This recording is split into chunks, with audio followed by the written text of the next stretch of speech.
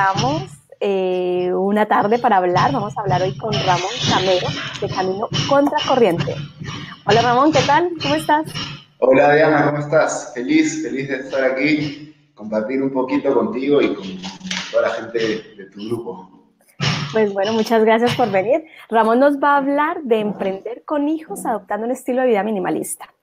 Yo no sé, pero yo tengo una cantidad de preguntas y cosas que quiero saber, así que pues empecemos contándonos un poco, pues, ¿por qué este tema? O sea, ¿por qué te has metido en esto del tema minimalista y pues esto de viajar y emprender con pareja, hijo y todo esto? A ver. Sí, mira, lo que pasa es que yo desde hace mucho tiempo y hasta ahora, todos los días, observo personas que quisieran hacer algo distinto, pero no lo hacen. Y la verdad es que lo que los detiene, y yo he estado en ese lugar también, es el miedo, ¿no? Nos han enseñado en las escuelas, en las casas, a priorizar la seguridad por encima de la libertad, ¿no? De lo que realmente quisiéramos hacer. Entonces, cuando tenemos hijos, esto es aún más fuerte, ¿no? Todos los que somos padres sabemos que la responsabilidad de tener un hijo es la más grande que uno puede tener y lo que yo quiero lograr un poquito con esto es decirle a la gente que igual que yo, tiene hijos, pero al mismo tiempo tiene sueños, decirles que son compatibles, ¿no? Que sí se puede hacer. Lógicamente hay que cambiar un poquito el enfoque, algunos cambios, sobre todo en la mentalidad, pero decirles que sí se puede. Yo lo estoy haciendo y conozco personas pues, que lo han hecho y que realmente les va muy bien, ¿no? La satisfacción es muy grande cuando estás en ese proceso. Ujú. Sí, sí, sí. Bueno, que muchas personas piensan que tener un hijo es, bueno, o sea, algunos lo esperan y tal, pero algunas personas que les llega por sorpresa ya piensan que el mundo se les acabó allí y que ya los sueños. Yo fui uno de esos, yo fui uno de esos. A mí me agarró de Una sorpresa. sorpresa. Sí. No, y bueno, yo creo que la mayoría, o sea, yo también fui una niña sorpresa, o sea, a mí no fue una cosa que me planearon y tal, no, o sea, fue totalmente sorpresa. Y yo creo que la mayoría hemos llegado aquí, entre comillas, por sorpresa, ¿no? O sea, no nos esperaban realmente y aquí estamos.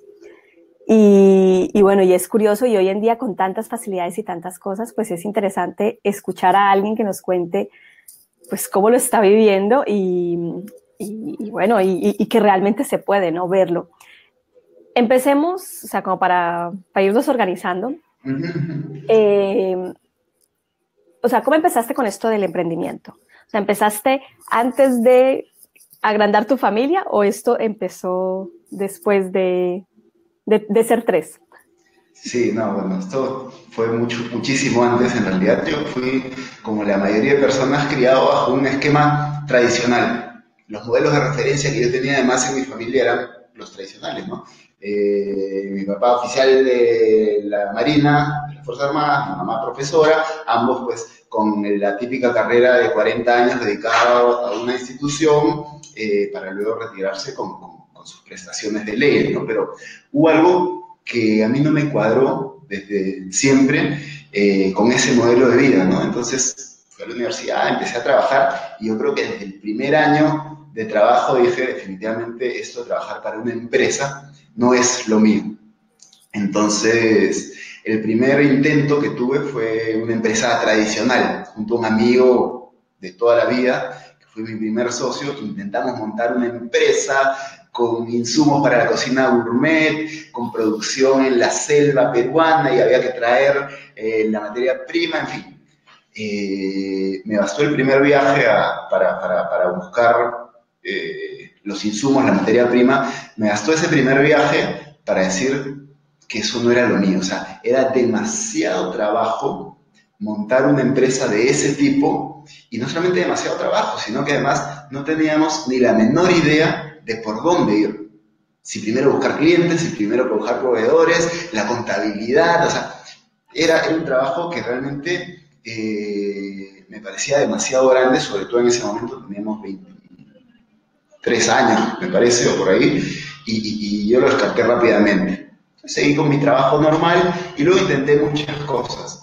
Intenté por el lado de las ventas, intenté por las franquicias personales, en fin. Estuve en algún momento vendiendo equipo para industria, cosas muy diversas. Yo soy ingeniero industrial de profesión, nunca he ejercido algo que tenga que ver con eso, pero siempre he estado en busca. El asunto es que poco a poco, y en este proceso, te digo, de 10 años, fui descartando opciones, pero no llegaba a encontrar una que me convenciera. Mientras tanto, en paralelo, seguía haciendo pues carrera en una empresa y todo este tema, ¿no? Pero hubo un punto de quiebre, Diana, y es que yo había estado haciendo las cosas un poquito al revés, o mejor dicho, me estaba saltando un paso que era el que finalmente haría toda la diferencia. El día que yo me senté a pensar cómo quiero vivir, es cuando realmente tuve una dirección que seguir, ¿no? Porque antes veía una oportunidad interesante e iba, veía otra oportunidad interesante e iba, pero no me había sentado a decir, ¿cómo quiero vivir? ¿Dónde? ¿Con quién? ¿Haciendo qué? ¿Cuánto tiempo quiero trabajar? ¿Cuánto tiempo quiero estar? Ya cuando me senté a hacer este ejercicio ya tenía familia, ya me había casado, entonces ¿cuánto tiempo quiero estar con mi familia, con mi hijo? Cuando delineé o definí ese concepto, esa idea de vida ideal, luego puedo decir, ok, ¿cuál es el vehículo que me va a permitir vivir de esa manera? Rápidamente, un empleo tradicional, no iba a ser, lo descarté. Un negocio tradicional, con oficinas, con empleados, con secretaria, con máquina de café, tampoco, ¿no? O sea, ese tipo de modelo de negocio tampoco, con almacenes, con mercadería. Entonces, ahí es cuando investigando encuentro todo este tema de los negocios online y me pareció genial. Desde el momento que lo vi dije, esto es. Luego ya hubo que darle forma, qué es lo que voy a hacer, qué es lo que voy a ofrecer, cómo voy a añadir valor a las personas y todo eso, ¿no? Pero digamos que esa fue la secuencia, ¿no? Yo ojalá hubiera hecho ese ejercicio, no digo 10 años antes, pero por lo menos 5 años antes y me hubiera agarrado algo de tiempo, ¿no? Pero bueno, así se dieron las cosas. Bueno, y además que esa es una muy buena pregunta, porque es que, o sea, normalmente vamos ahí, no, yo no quiero eso, pero no nos sentamos realmente o sea, un rato a apuntar y a reflexionar realmente sobre cómo nos vemos, ¿no? Cómo queremos vivir nuestra vida, cómo queremos, cuántas horas queremos invertir en esto, cuántas horas queremos invertir en esto otro. O sea, yo creo que muy pocas personas nos hemos sentado a hacer una reflexión consciente de eso. O sea, tú sabes de que no quieres matarte 10 horas trabajando en una empresa, pero tampoco te pones en la tarea de, bueno, entonces, ¿cómo vas a invertir esas 10 horas? ¿Qué vas a hacer? Exacto. Y muchas de las personas con las que yo converso casi a diario tienen eso mismo, ¿no? O sea, saben que algo está mal, o sea, ¿no? A veces sabemos que algo no funciona, que sabemos lo que no queremos, pero no nos hemos puesto realmente a identificar qué es lo que sí queremos, ¿no? Parece esa pregunta típica de entrevista de trabajo, ¿no? Que te dicen, ¿cómo te ves en 5 años? ¿Cómo te ves en 10 años? Y ya, bueno, hay que hacérsela a uno mismo y de verdad que el resultado y lo que pueden hacer a partir de eso es realmente probablemente llegar a encontrar el camino que uno está buscando. Bueno, ¿y cómo te dio por esto? Bueno, ahí ya empezamos con el tema del emprendimiento, ¿no? O sea, que hiciste la evaluación y tal. Y el minimalismo, o sea, primero definamos un poco qué es el minimalismo, como tú lo estás manejando, porque seguramente pues cada uno también tiene su definición, o lo que ha visto en la tele, o en alguien que lo ha comentado por ahí, o en algún libro que se topó con él en la biblioteca, lo que sea. ¿Cómo, o sea, qué es para ti? ¿Cómo lo ves tú? Correcto. Primero te voy a decir lo que no es, ¿no? Porque existe una idea o un preconcepto que a veces nos puede generar cierto rechazo hacia este tema del minimalismo. Entonces, quiero decirte primero lo que creo que no es. Y el minimalismo no es un estado de privaciones, de carencia o de escasez. Por más de que el nombre te pueda llevar un poquito a eso, el término te pueda llevar un poquito a eso, realmente no lo es. Yo te digo, es todo lo contrario. Para mí, y ahora te lo voy a contar, ha sido la posibilidad, Martín, de poder vivir en abundancia de todas esas cosas que realmente son importantes para mí. Entonces, el minimalismo como concepto general, te diría que es la corriente o la tendencia consciente a eliminar todo aquello que sobra, todo aquello que es innecesario. Dicho de otra forma, es la tendencia a priorizar lo importante. Ahora, ¿qué es importante? Eso va a depender de cada uno. eso va a depender de cada uno. Es distinto una persona a los 20, a los 30, a los 40, con hijos, sin hijos, con familias, sin familias. ¿Qué es importante? Dependerá de cada uno, pero como concepto general es la tendencia a priorizar lo que nos importa. Ya en esa línea, digamos, te diría que el minimalismo pues aplica a casi todos los ámbitos de la vida. O sea, trabajo, actividades, relaciones, finanzas personales, en fin, o sea, si todos esos aspectos de la vida los miramos bajo la lupa, bajo la óptica del minimalismo, vamos a poder ir descartando lo que no nos sirve o lo que no nos aporta verdadero valor, e ir enfocándonos en las cosas que sí realmente valoramos, las cosas que queremos, ¿no? Entonces, así es como un poquito nos podemos ir liberando de cosas que no nos sirven. Uh-huh. Y es mucho más allá de las cosas materiales. Totalmente. Sí. Totalmente, o sea, pensamientos, acceso a la información. Yo te digo, yo no soy tan radical como algunas personas que me dicen, oye, yo hace un año que no veo las noticias. Yo sí, de vez en cuando reviso las noticias, las que me interesan realmente, ¿no? O sea, tampoco soy muy de noticias, pero por ejemplo, este tema del acceso a la información es algo intangible, es algo no material que no te ocupa espacio físico, pero que es información que llega a tu mente. Y si tú no la filtras, te vas a meter tantas cosas en la cabeza que no te sirven para nada y vas a desenfocarte de otras cosas que sí son importantes, ¿no? O sea, incluso con temas intangibles como lo que lees, lo que consumes, lo que ves, el minimalismo aplica, es como un filtro, es como un tamiz que te dice, hey, lo que no interesa, lo que no me suma, se queda. Y lo que sí, pasa. Acá. Exacto. Y teniendo menos cosas, pero todas ellas importantes, vas a poder disfrutarlas mucho más. Uh-huh. Igual con las personas, que ahorita está tan de moda este término de las personas tóxicas, por ejemplo, que bueno, que se escucha muchísimo por ahí. También pues, aplicamos el tema del minimalismo, ¿no? O sea, nos evitaríamos también relaciones a veces que no tienen sentido y que las tenemos ahí por no sabemos por qué, ¿no? O sea, si nos sentamos a hacer lo que tú hiciste de sentarte, reflexionar, seguramente saldrían un poco de personas que no aportan nada en nuestra vida y por el contrario nos quitan energía, nos quitan tiempo. Totalmente, totalmente. Y lo mejor de eso, o sea, porque no es solamente eliminar, sino que al hacerlo estás liberando tiempo, espacio, enfoque, dinero también, para que entren cosas nuevas que sí son buenas para ti, ¿no? Porque cuando está todo copado, es como un almacén, como un depósito. Tú metes cosas y en un momento ya no hay espacio para nada más. Es exactamente lo mismo con las personas, con las cosas, con todo, ¿no? O sea, si liberamos espacio, entonces abrimos las puertas para que nuevas cosas, tal vez mejores, vayan llegando a nuestra vida, ¿no? Y no me quiero poner metafísico ni nada de eso, pero sí, o sea, funciona así en realidad.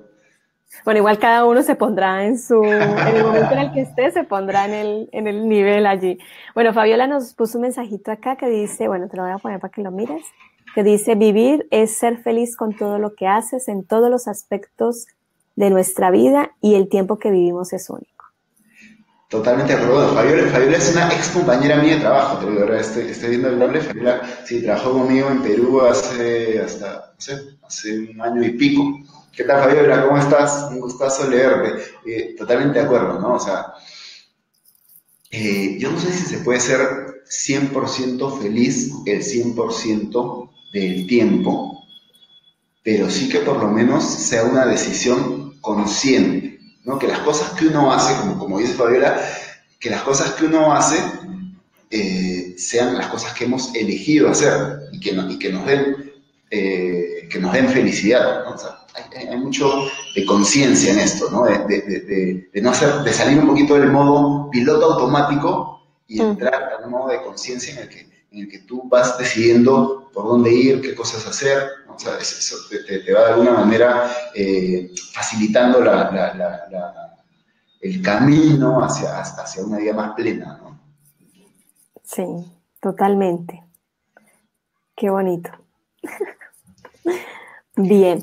Bueno, ¿y cómo haces para, porque yo me imagino que esa es la pregunta que todos nos estamos haciendo, o sea, ahorita tú estás fuera de tu país y estás en un viaje, estás con tu pareja y con tu pequeño, además que pequeño, pequeño, ¿no? Sí. O sea, ¿cómo estás mezclando esto de viajar, estar con tu proyecto, en lugares nuevos y pues toda la vida familiar y pues bueno, de crianza de un bebé, que no es nada sencillo ya en un lugar fijo, imagínate ahora en movimiento, ¿cómo lo llevas? Sí, sí, bueno, ha habido que organizarse mucho, ¿no? Jennifer, mi esposa y yo hemos tenido que organizarnos mucho.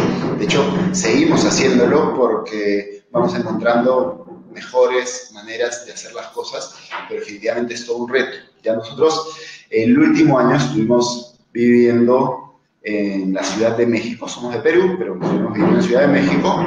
Y yo desde hace unos 8 meses, y Jennifer desde hace uno, empezamos a trabajar en remoto. Entonces, aún estando fijos en la Ciudad de México, empezamos nuestro entrenamiento para esto, ¿no? Para nuestro primer viaje largo, trabajando y con hijos. O sea, si te das cuenta, son ya dos vallas, ¿no? Dos dificultades.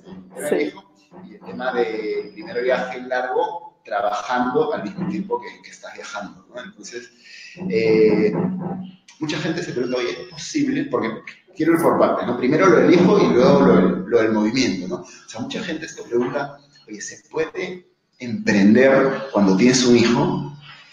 Yo creo que sí, es más difícil definitivamente, pero Diana, hay un componente ahí súper potente que yo invito a todos los que son padres a que lo tengan en cuenta. Si bien es más difícil porque ahora tienes una nueva responsabilidad, por otro lado, los hijos pueden ser un impulso que a veces necesitamos para hacer las cosas mejor.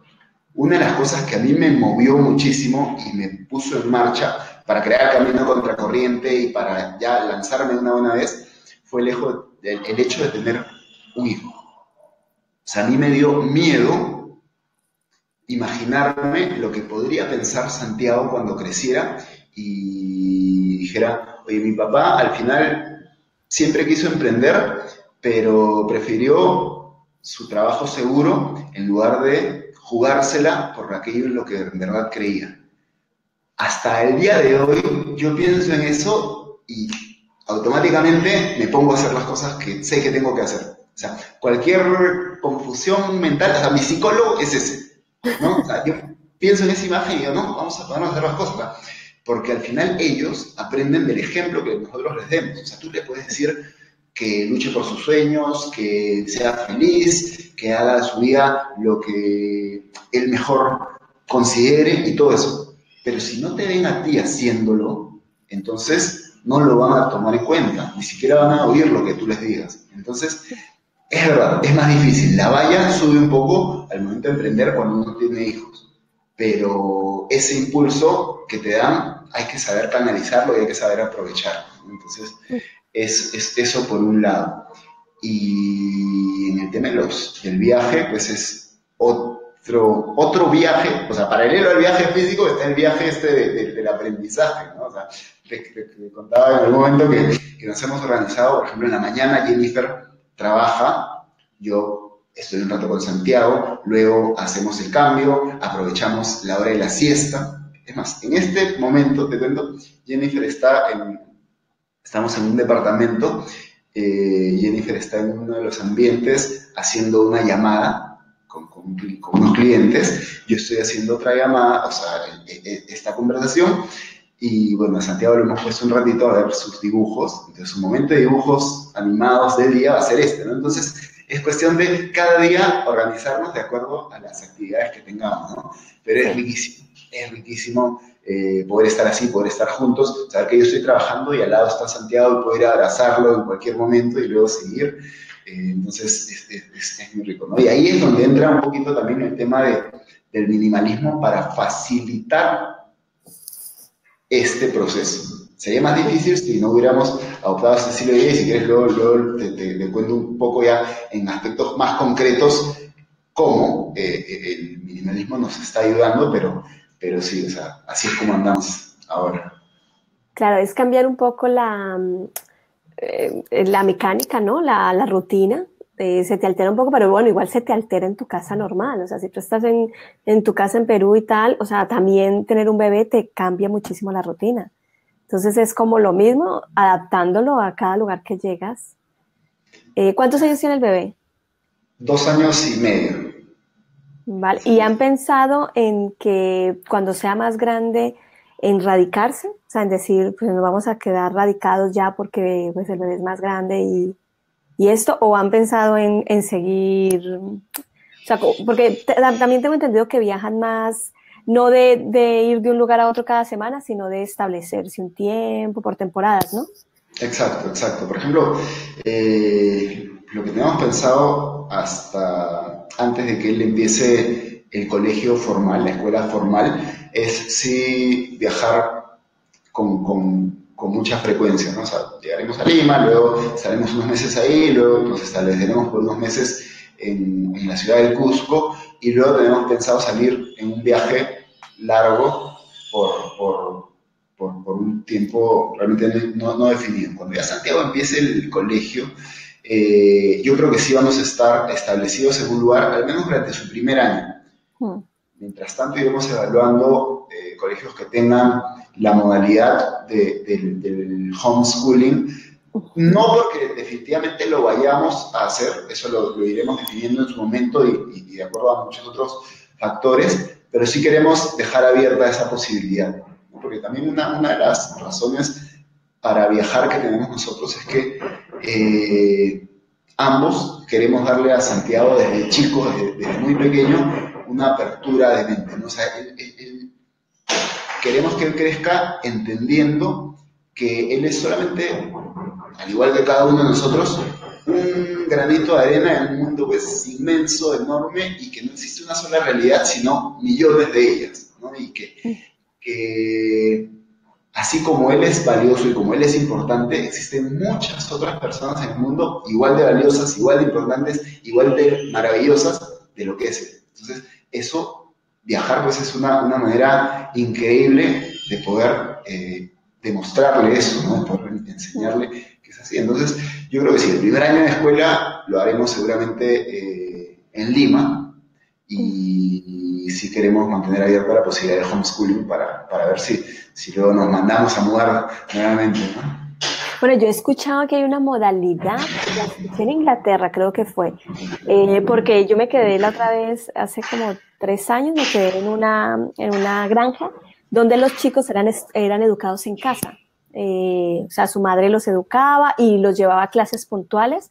La casa estaba cerca a Oxford y ella los llevaba a clases puntuales de geografía, bueno, de cosas así muy puntuales, con profesores particulares. Pero de resto ella los educaba en casa, ¿no? Y los escuché hablando sobre una modalidad que existía con el tema de lo que tú dijiste, ¿no? Se me olvidó la palabra. Bueno, sí, como escuelas en casa, pero que hay una modalidad que es como formal, donde, supongamos, yo a mi hijo lo educo en casa aquí en España, ¿no? Pero supongamos si me voy para Colombia, lo podría meter en una institución que también hay aquí en España, que tiene como eso mismo, ¿no? Y si me voy para México, pues entonces allí también lo podría meter. O sea, no tiene que estar solamente en una sola escuela, sino que es como una escuela a nivel. Así lo entendí yo cuando ellos me lo explicaron, ¿no? Porque además me lo explican en inglés y yo en inglés y yo ahí vamos como. También es como lo que yo interpreto a la final, ¿no? Entonces yo ahí me imaginaba la y yo pues sería una pasada de tú, eso, empiezas tu hijo, lo metes a la escuela, que es una escuela realmente que tiene como esa filosofía de como de educación en casa prácticamente, pero realmente es una escuela donde van otros niños y tal, y si yo hoy me voy de este lugar, de España, y me voy para otro lado, pues allí busco una escuela similar y seguiría como la misma educación, ¿no? O sea, no perderías lo que lleves aprendido y tal. Sí, sí, la Entonces me verdad. pareció curioso. Y bueno, no sé si existirá en otros países fuera de allí. Y si es así como, bueno, habría que hablar con alguien que maneje más este sistema.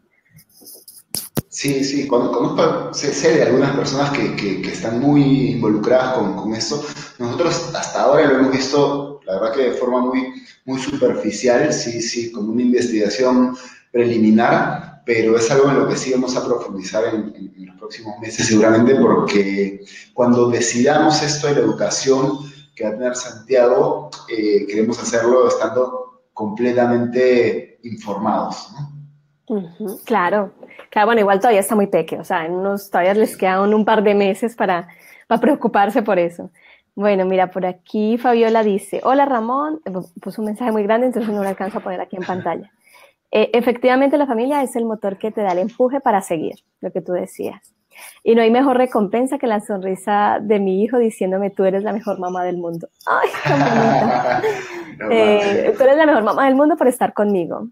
Es mi mejor consejero y le encanta viajar desde los 2 años. Él me enseña a ser libre y aventurera. Los niños ahora son tan distintos a los de antes, se adaptan rápido con lo más sencillo que le puedas dar. Yo creo que sí, que eso es verdad, ¿no? Los niños, las generaciones cambian, ¿no? Cambian muchísimo a como éramos antes.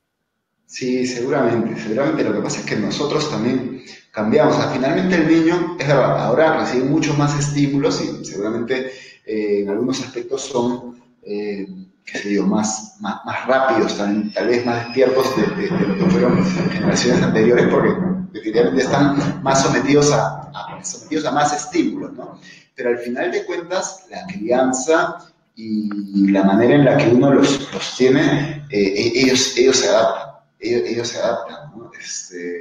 Yo me acuerdo la primera vez que fuimos en un viaje largo de bus con Santiago, en autobús, fue realmente complicado, ¿no? O sea, la pasamos mal, no solamente nosotros, sino él y también el resto de personas que estaban en el bus porque se puso inquieto, pero luego de eso, cuando él ya ni siquiera pasó mucho tiempo. A las pocas semanas volvimos a hacer un viaje así y él se fue adaptando cada vez más, ¿no? Entonces, al final los niños se adaptan. Entonces, si nosotros los acostumbramos, y aquí entra un poquito también el tema del minimalismo, a que tengan el cuarto lleno de juguetes, a que tengan todo lo que quieren, a que mueven un dedo y los papás están ahí, entonces el niño se acostumbra a eso. Si uno al final de cuentas le da un estilo de vida simple, que no quiere decir nuevamente con carencias, exacto, sino simple, en el que el niño aprenda a valorar lo importante. Yo estaba leyendo hace poco un artículo que tenía que ver con la cantidad de juguetes de los niños. Se había demostrado en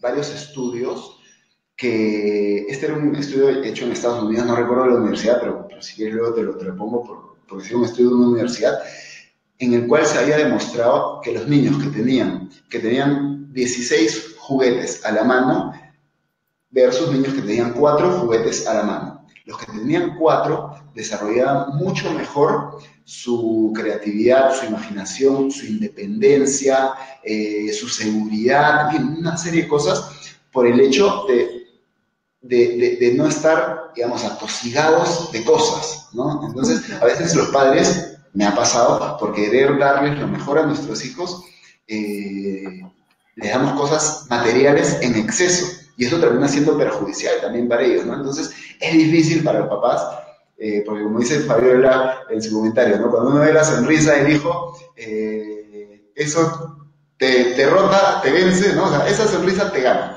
Entonces uno tiene que ser muy cabeza fría también muchas veces para decidir qué les da y qué no les da y cuándo se los da, para que realmente lo valoren y más que eso, para que lo que uno les está dando sea bueno para ellos. Porque a veces tú le puedes dar cosas que terminan no siendo buenas para ellos. Sí. Sí, bueno, y además me recuerdas que hace unos años yo trabajaba en una ONG que ayudábamos a migrantes, ¿no? Y recuerdo la época de mucha gente que salió pues de Colombia, pues para darle una mejor calidad de vida a sus hijos y tal. Y se hizo un estudio en la fundación porque muchos padres, pues para suplir el que no estuvieran con sus hijos, les mandaban muchísimos regalos. Entonces eran niños demasiado consentidos y muy materialistas, y que, o sea, supongamos que luego, no sé, nos pasó el caso, bueno, varios casos y que por eso resultó saliendo pues una investigación allí, de varios casos de padres que luego reagrupaban a sus hijos, ¿no? O sea, pues claro, si tú estás fuera del país, al final lo que quieres es reunirte con tus hijos. Y después de haber trabajado tantos años y tal, pues esos niños los reagrupaban y cuando llegaban a, supongamos, Estados Unidos o España, que eran los países que más, esos niños no les gustaba estar allí porque es que su mamá era, no sé, empleada doméstica o cuidaba a otros niños. Entonces que ellos preferían mejor volverse a su país a que su mamá les siguiera mandando dinero, porque allí sí podrían tener todo lo que en Estados Unidos o en España no podían, porque su mamá era pues una empleada más y tal. Mientras que cuando estaban en Colombia, pues su mamá vivía en España, vivía en Estados Unidos y me manda dinero. Entonces Claro. que, o sea, eso a mí me pareció tan triste de lo que tú dices, ¿no? O sea, le tratamos de dar cosas materiales para suplir de pronto algo que no tienen y lo que estamos haciendo es algo malo, o sea, estamos causándoles más problemas que realmente dándoles felicidad, cuando la felicidad material al fin y al cabo pues es lo que es, ¿no? Y me he ido Sí. por las ramas. No, no, pero sí, o sea, al final de cuentas, todo eso, o sea, las decisiones importantes y todas las decisiones que tienen que ver con los hijos son importantes, deberíamos tratar de hacerlas de forma consciente, ¿no? O sea, Mm, que además es un término que yo uso mucho y que tiene mucho que ver con el minimalismo también, el tema de ser conscientes, o sea, salirnos un poquito del piloto automático. Le doy una montaña de regalos al niño en Navidad porque es lo que corresponde. Bueno, vamos a pensar si realmente eso es lo mejor, ¿no? O sea, si realmente mm. eh, eso es lo más conveniente para él, en fin. Eh, yo siempre, casi todas las cosas las voy a ver desde la óptica del minimalismo porque, como te digo, o sea, a mí me ayudó a cambiar radicalmente el estilo de vida, ¿no? O sea, acercarme a las cosas que veníamos buscando desde hace un tiempo, ¿no? Entonces, probablemente cada vez que hablemos de cosas, siempre te voy a dar una mirada minimalista a eso, ¿no? Bueno, y es genial. Una de las cosas que tú hablas también mucho es el tema de gestionar las finanzas, ¿no? También. ¿Y esto del minimalismo te ayudó para eso? Tremendamente, tremendamente. O sea, yo creo que siempre he sido una persona bastante ordenada en cuanto a mis finanzas personales, a pesar de que en un momento, cuando quebré un negocio, sí me desordené un poquito y la pasé mal, realmente mal, pero fuera de esa etapa, siempre había estado muy ordenado en cuanto a finanzas personales. Pero el minimalismo ha sido el complemento a este orden. ¿Qué te quiero decir? Una cosa es registrar tus gastos. Eso está súper bien, porque te ayuda a saber en qué se te está yendo el dinero. Pero Ujú. eso no es suficiente, Diana, porque tú puedes saber en qué se te va el dinero, pero mientras no seas tú quien controla cómo se utiliza ese dinero, sigues estando como que en la posición o sea, de que no tienes el control.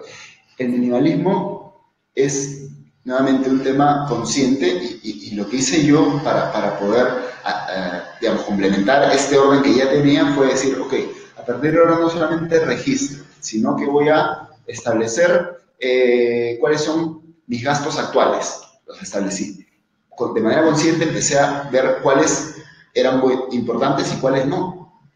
En un momento Jennifer y yo redujimos prácticamente a la mitad, un poquito más, como al 55% nuestros gastos. O sea, si nosotros gastábamos 100 al mes, siendo dos personas, ahora siendo tres personas, gastamos el 55 o 60% de eso que gastábamos antes.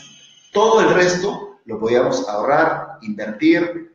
Entonces, eso, el tener un colchón de emergencia, el tener ciertos ahorros, el tener un capital por ahí que invertimos y que ha ido ahí creciendo poco a poco, es algo que nos dio tranquilidad a nosotros también para decir, oye, si ya no queremos estos trabajos dependientes, si ya queremos lanzarnos con nuestros emprendimientos, podemos hacerlo. Cuando yo renuncié a mi trabajo, Diana, no había facturado ni un centavo con Camino Contracorriente. Ni un centavo. Pero ya no aguantaba el trabajo. Y además tenía esa tranquilidad. Tenía unos ahorros que había construido, de que había invertido un capital. Entonces, eso me dio tranquilidad para los primeros meses de negocio, yo estar bien, estar tranquilo, no pasar apuros, porque teníamos además a Santiago, ¿no? Entonces, todo este tema de finanzas personales también lo hablamos mucho con los alumnos de los cursos de Camino Contracorriente, con los alumnos de la mentoría en temas de finanzas personales, porque si uno le da una miradita minimalista al tema, te aseguro que puede reducir 10, 20, 30, 40% de los gastos actuales sin sacrificar calidad de vida, o sea, sin vivir peor, simplemente siendo mucho más eficiente. Siendo más consciente, la palabra de hoy es consciente. Sí, sí. Sí, que nos hace mucha falta eso, nos falta, es que a mí me gustó mucho cuando dijiste que te habías puesto y habías pensado en cómo era lo que querías y tal, porque yo creo que o sea, en este punto también de las finanzas, a veces gastamos muchas cosas sin sentido, ¿no? O sea, que, no sé, porque, no sé, nos gustó el color o porque, a pesar de que tenemos uno igualito en casa, pero este otro color es, y gastamos cosas que no necesitamos o que no vamos a utilizar, sino, no sé, hasta el verano del próximo año, y es como que, entonces, ¿para qué lo compras hoy? O sea, ¿qué Exacto. necesidad hay de comprarlo hoy si no lo vas a utilizar hasta? Ah, porque hoy está barato. Y yo, o sea, yo bueno, es una de las preguntas que siempre que voy a comprar algo me hago. O sea, ¿realmente lo necesito hoy? O sea, o lo necesito dentro de 10 meses. O sea, Cuando uno compra algo que no necesita, así esté con descuento, es caro. No estás ahorrando el 30%, estás gastando un 70% que no necesitas gastar. O sea, así es. Y yo veo normalmente dos cosas que afectan mucho al gasto. Uno es lo que tú acabas de decir, que es compra por impulso, la compra inconsciente, porque me gustó, porque lo vi, porque está con descuento, porque hace juego con estos zapatos, ¿no? Entonces, es esa compra impulsiva y no reflexionada. Pero por otro lado está algo que te hace un agujero inmenso en las finanzas y un tema más social, que tiene que ver con el estatus, con que cuando empiezo a trabajar en una empresa, automáticamente quiero tener un carro más nuevo, quiero vivir en un departamento más grande, quiero ir a cenar a lugares más caros, quiero hacerme miembro de un club y un montón de cosas que al final, ¿no? Porque tu ingreso va subiendo, es lo que normalmente sucede en el mundo corporativo, tu ingreso va subiendo, pero tu gasto va subiendo en la misma proporción. Entonces nunca ahorras, nunca inviertes. Y peor aún, te estás metiendo en una estructura de gastos fijos que te comprometen. Porque si tú ganas 100 y gastas 100 en gastos fijos, quiero decir, cosas que no puedes negociar, tienes que pagar como la membresía del club, como la cuota del carro que te has comprado, como el préstamo para equipar tu casa, en fin, son gastos fijos que todos los meses tienes que pagar. Si tus gastos fijos son casi iguales a tu ingreso, nunca puedes ahorrar. Por eso hay tantas personas que ganan mucho dinero o que ganan buen dinero, pero que tienen deudas y que no pueden dejar la seguridad de su trabajo tradicional porque sus gastos fijos son muy altos. Ahora mismo casi no tenemos gastos fijos. Casi todos nuestros gastos son variables. La comida, por ejemplo, es un gasto variable. Un mes puede ser alto, pero si el próximo mes la cosa está un poquito complicada, puedes ajustar un poquito y bajas el gasto. O sea, es variable, pero lo puedes ajustar. Entonces, mientras más variables sean tus gastos, más muñeca tienes, más flexibilidad tienes. Entonces, mejor puedes pasar los momentos complicados en cuanto a ingresos y cuando tienes un buen ingreso, puedes también subir tus gastos sin ningún problema, ¿no? Entonces, algo que sucede mucho es que la gente que empieza a ganar con un trabajo tradicional un buen dinero, empieza a subir sus gastos fijos. Nunca puede ahorrar, se hace completamente dependiente de su ingreso fijo y al final pues sus sueños se terminan ahí quedando en eso, en sueños nada más. sí, me hiciste acordar una etapa cuando yo trabajaba que me pasaba eso. Era muy gracioso. O sea, recuerdo que en mi primer trabajo ganaba lo mínimo que ganaba uno en esa época, o sea, el salario mínimo. Y recuerdo que cuando me subieron de nivel, que ya ganaba, no sé, el doble o un poco más del doble, yo decía, uy, voy a tener todo este dinero para ahorrar, porque claro, o sea, pues si yo vivía con el mínimo o sea, me daba para estudiar, para los transportes, para tal, o sea, con el doble, o sea, todo eso lo voy a ahorrar. Y cuando empecé a ver el primero, bueno, empieza el primer mes, empiezas tú, y pues tengo que comprarme tu ropa, uy, puedo aprovechar para no sé qué, y empiezas a gastar. y cuando menos te das, han pasado 4 meses y es, ¿dónde está el doble que me ganaba si estoy gastando más? O sea, yo me senté a hacer la reflexión de ¿qué ha pasado con mi dinero? O sea, ¿dónde está lo que me estoy ganando de más? Exacto.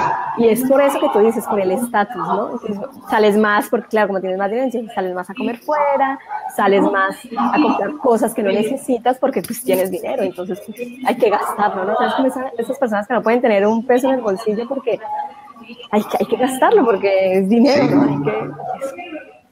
Qué necesidad, ¿no? Que eso probablemente tenga pues un origen también, no sé, un poquito más profundo a nivel psicológico y no sé, o sea, puede ser, ¿no? O sea, esas ansias de gastar pueden también tener un origen más, o sea, que está más atrás, ¿no? Pero, nuevamente, estamos acá para eso, para no simplemente estar en piloto automático, sino, ok, tengo ganas de gastarme todo el dinero.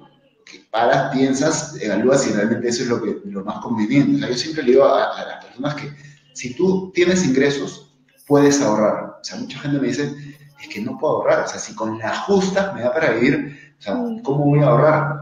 Y yo creo que esa es ¿Creencia?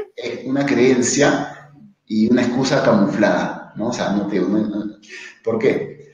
Imagínate, y ese es el ejemplo que siempre pongo, que tú quieres ir a un restaurante y sabes que la cuenta promedio en ese restaurante te va a salir, no sé, por decirte algo, eh, $20 es lo que tú vas a tener que pagar, o 20 euros vas a tener que pagar de cuenta. Si tú ese día tienes no 20 euros en el bolsillo, sino tienes 18, puedes ir a comer igual al mismo restaurante, tal vez te pides un plato más barato, tal vez no te pides 2 bebidas, sino solamente una, pero con 18 euros tú puedes ir a comer al mismo sitio al que antes ibas con 20. ¿Qué quiere decir? Que si tú tienes un costo de vida de 20, si tú le quitas el 10% y te quedas solamente con 18, igual puedes ir al mismo sitio. En tu vida es exactamente lo mismo. Si tú ganas 100, quítale el 10% al comienzo y vive con el 90%. No te vas a dar cuenta, no te va a afectar en tu calidad de vida. Casi ni lo vas a sentir, pero el hecho de haber retirado ese 10% al inicio hace que ya tu ahorro lo asegures. Luego, ¿qué vas a hacer con ese ahorro? Dependerá de tu situación. De repente lo quieres para pagar deudas más rápido, para crear un colchoncito de emergencia, para ahorrar para el futuro, para invertirlo. En fin, lo que hace cada persona con ese ahorro dependerá de su situación. Pero el asunto es que si tú vives con 10, puedes vivir con 9. Asegura tu ahorro al inicio. O sea, eso se puede hacer. Y de verdad que al cabo de 2 o 3 meses te acostumbras e incluso puedes ir subiendo el monto. Sí. Sí, sí, sí, yo soy totalmente a favor de eso. Yo llevo muchos años ahorrando y yo es así. O sea, yo recibo y lo primero que hago es sacarlo del ahorro y vivo con el resto y sin ningún problema. También eso me ha ayudado muchísimo. Además que lo que tú dices, luego en qué te gastas dependerá de la situación. Hoy, por ejemplo, yo ahorro para, no sé, para irme a viajar, por ejemplo. Pero si mañana me pasa una situación de urgencia, por ejemplo, no sé, que me tienen que operar o algo que no estaba planeado, hombre, ahí está ese dinerito que sí, que yo lo quería para viajar, pero me ha surgido esto, pues no hay problema, está el dinero allí y te lo gastas en eso. Pero además es esa costumbre también, ¿no? Lo que tú dices, ¿no? Vas creando como el hábito del ahorro que a muchos nos cuesta. O sea, empezar a ahorrar cuando estamos acostumbrados a gastar. Sí, y sobre todo esa, que al final es una ilusión, ¿no? Que uno dice, ok, voy a ahorrar lo que me quede. No, es mentira, o sea, no te va a quedar, no te va a quedar. O sea, No. y si te llega a quedar algo, es probablemente, con seguridad, mucho menos de lo que podrías haber ahorrado si lo hubieras hecho al inicio. Mm, O sea, es así, sí. o sea, tal vez llegue a quedarte algo, pero seguramente va a ser menos de lo que podrías haber ahorrado si simplemente hacías ese cambio, ¿no? Ese ligero cambio. No ahorrar al final del mes, sino hacerlo al inicio. Ujú. Sí, sí, sí. Bueno, y ahorita hay muchas facilidades. Yo recuerdo que yo empecé a ahorrar así es porque como yo trabajaba en una fundación, hicimos un ahorro entre todos, ¿no? Entonces nos lo descontaban del sueldo. Entonces tú no lo notabas, o sea, a mí me llegaba el sueldo menos el ahorro y claro, y luego cuando me salí de allí era yo, ¿y ahorita cómo voy a seguir ahorrando si antes era muy automático, ¿no? Y era como que no, a ver, o sea, yo ya estoy acostumbrada, yo recibo y saco de allí inmediatamente. Y lo que hice fue crear en mi cuenta una cuenta aparte para meter allí el ahorro. Entonces, yo cada que recibía el dinero, metía allí lo que iba a ahorrar, ¿no? En una cuenta que no movía, ¿no? O sea, que estaba, no sé, es que aquí en España no he visto si funciona también igual, pero en Colombia existe esto de que tú puedes tener una cuenta de ahorros y crear como una cuenta camuflaje, ¿sabes cómo le llaman a eso? Sí, como una cuenta, como una subcuenta, ¿no? Y que tú De puedes tu misma cuenta. tú incluso en muchos bancos puedes como que programar el El débito monto. automático. O sea, Sí. automáticamente, tal fecha del mes, eso se va para el otro lado y ya no lo ves. Yo creo que en Perú tampoco lo he visto así, como el tema de la subcuenta y todo, pero aquí en México, por ejemplo, sí, sí se hace y es muy común, ¿no? Entonces, al final de cuentas, si uno tiene esa posibilidad, vale la pena aprovecharla, pero si no, hacerlo lo que tú nos estabas diciendo, ¿no? O sea, ok, entonces al comienzo del mes automáticamente yo lo paso y luego ya me quedo con el resto.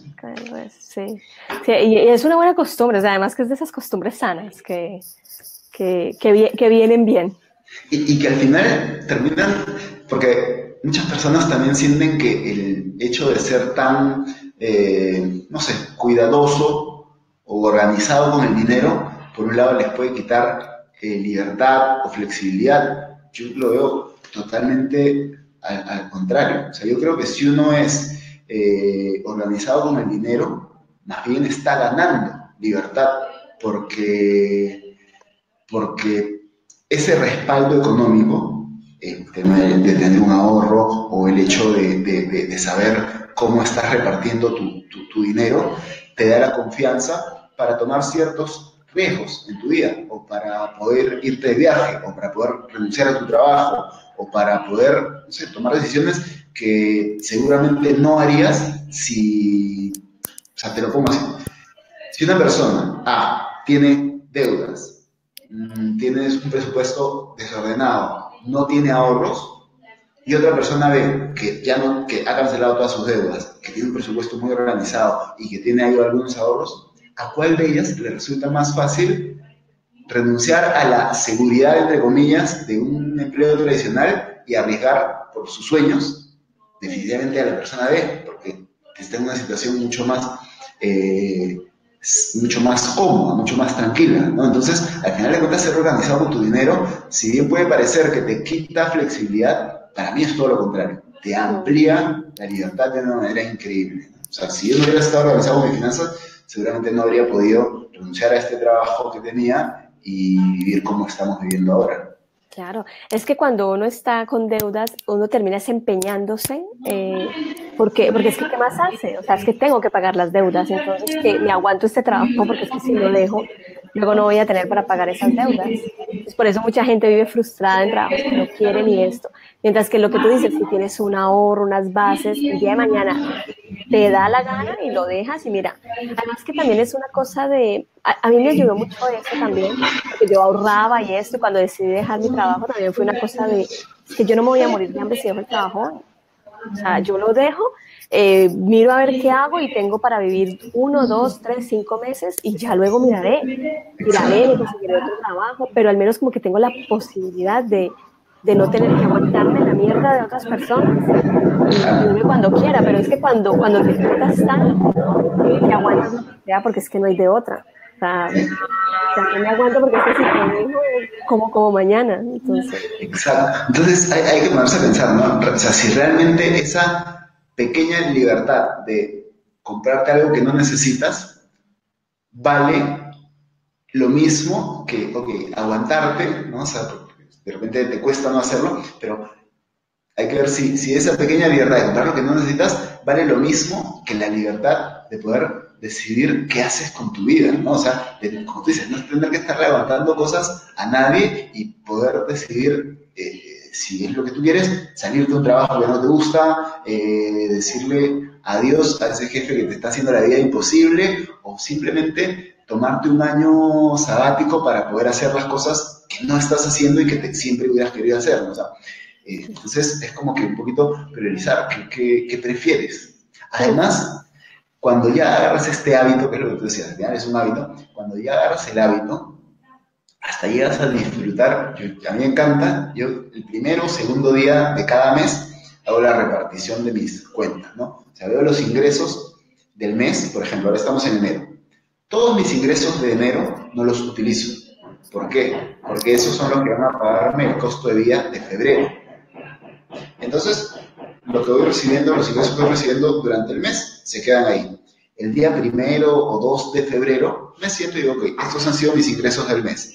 Separo, tanto va para el ahorro, tanto va para mi costo de vida, que ya sé cuál es, tanto va para mi costo de vida, y así, y entonces lo reparo. Ese proceso, que me toma probablemente un par de horitas, ahora lo espero, ¿no? O sea, si al comienzo te puede costar un poquito y te da flojera hacerlo y no te gusta, llega un momento en que incluso lo disfrutas, porque además sabes que eso es lo que te está dando la posibilidad de vivir como tú quieres, ¿no? Entonces, es hábito. Las personas, los seres humanos somos de hábitos y este es además uno muy bueno, entonces vale la pena cultivarlo, ¿no? Sí, sí, sí. Bueno, y es un truco muy, muy, muy interesante el que mencionas. Está bastante bien. Me gusta, me gusta. Porque yo también lo hago, pero no así tan ordenado como tú. Y me gusta, lo voy a tener en cuenta. Bueno, tú nos hablas del tema minimalista, ¿no? Pero subamos una persona que no sabe, que nunca lo ha hecho. ¿Cómo, o sea, qué consejo le darías para que empiece a adoptar pues un estilo de vida así? Súper, súper interesante eso que dices, porque este proceso del minimalismo tiene que ser algo que uno disfrute y no algo que uno, no sé, que te cueste, que te resulte difícil o desagradable, ¿no? O sea, por ejemplo, lo más visible acerca del minimalismo, tú lo mencionaste al inicio, y es temas de las posesiones materiales, ¿no? Ahora me voy a volver minimalista, entonces saco toda la ropa que tengo y la regalo. Y entonces ahora ya no tengo con qué vestirme, ¿no? Y el día del fin de semana que quieres salir, entonces no tienes ni qué ponerte y reniegas y la pasas mal y no es. O sea, al final el tema de reducir las posesiones materiales no es otra cosa que una consecuencia de haber hecho una depuración consciente, pero o sea, el cambio es interno, no se ve. Las cosas que se ven son el tamaño de tu closet, el tamaño de tu mochila, o sea, eso es lo visible, pero eso no es el fondo, ¿no? Entonces, lo primero es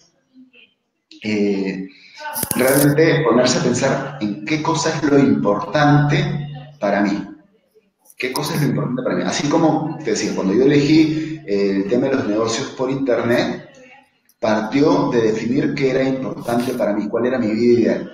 Este tema de la adopción del minimalismo es exactamente igual, porque a partir de eso es que tú vas a decidir con qué te quedas y con qué no. Por ejemplo, si tú eres una persona que se dedica a la creación de contenidos en formato de video para internet, entonces probablemente quieras tener un juego de luces en tu casa, ¿no? Estos paneles que se utilizan para grabar videos, ¿no? Porque haces contenidos profesionales para otra persona que no se dedica a eso, pues no va a querer tener todos esos armatostes en su casa y seguramente, entonces, el minimalismo no es necesariamente tener pocas cosas, sino tenerlas que realmente son importantes para ti, para el estilo de vida que tienes, para el trabajo que has definido, en fin, ¿no? Entonces, lo primero es hacer este ejercicio de conciencia, definir, oye, ¿qué cosa es importante para mí? Y a partir de eso, ir, ahora sí, como que para cada aspecto de tu vida, depurando. Para el tema de las finanzas personales, depurar y eliminar los gastos innecesarios. En posesiones materiales, ir depurando las cosas que no te aportan nada de valor. En temas de personas, relaciones, ir depurando de manera delicada y elegante las personas que de repente no te aportan valor. Lo mismo con la información, ¿no? Pero, o sea, es un ejercicio interior que luego se verá reflejado ya en el tema exterior, ¿no? Pero si uno empieza al revés, la puede pasar mal. porque terminas botando tu jean favorito, tu camiseta favorita, y esa no es la idea. O sea, no tenía nada, no tenía, o sea, no estás enfocando el tema de la manera que realmente te va a beneficiar, sino todo lo contrario, al final vas a terminar renegando el minimalismo, que esto no sirve para nada, y entonces no es así, ¿no? El tema es hacerlo en un orden que realmente te sirva. Genial. Bueno, Ramón, mira cómo pasa rápido el tiempo, ¿no? Ya casi vamos a llevar una hora aquí Estoy hablando viendo, y sí, acá. se nos va, o sea, esto se va rapidito. Cuéntanos un poco, así como para ir terminando, pues, ¿tú qué haces en tu proyecto? Bueno, te lo cuento. Camino Contracorriente es un proyecto que está dirigido a personas que quieren dejar trabajos que no las llenan para poder vivir de acuerdo a sus propios valores, de acuerdo a sus prioridades. Yo las ayudo básicamente en dos aspectos. En primer lugar, a crear las condiciones económicas en su vida para poder dar ese paso y minimizar el riesgo de dejar un trabajo seguro, entre comillas. Entonces, lo que hablábamos hace un minuto, les ayudo a organizar su economía. Pero por otro lado, también me sucede mucho que alguien quiere dejar su trabajo, pero no sabe a qué dedicarse, porque no sabe cuál es esa vida ideal que quisiera. Entonces las ayudo también un poco a encontrar hacia dónde es que quieren dirigirse, ¿no? Entonces somos un proyecto que está dirigido a personas que quieren dejar trabajos que no las llenan para vivir de acuerdo a sus propios valores. Eso es lo que hacemos aquí. Genial. Bueno, mira, aquí Rodolfo tiene una pregunta. Dice, a ver, te la coloco aquí para que la veamos todos.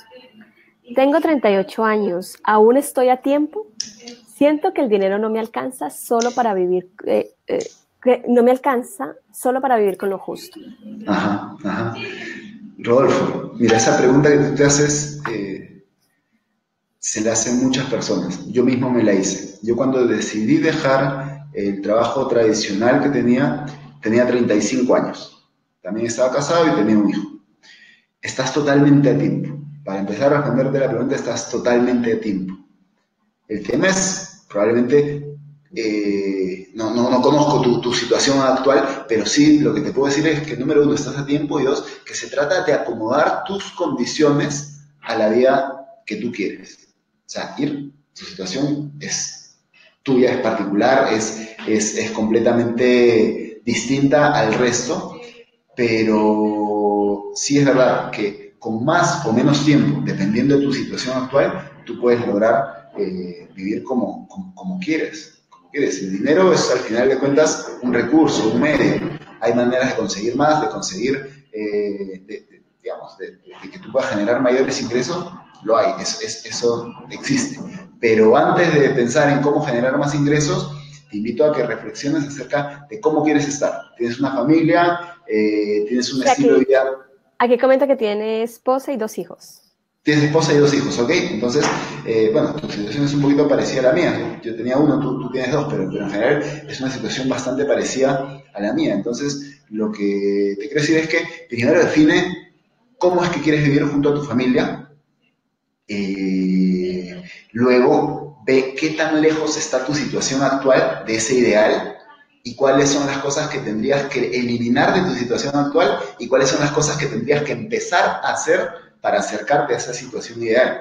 Seguramente vas a tener que tener en cuenta aspectos de tus finanzas personales, seguramente vas a tener que tener en cuenta un vehículo económico, tal vez no sea el que tienes actualmente, sino crear uno nuevo o encontrar uno nuevo que te dé más satisfacción.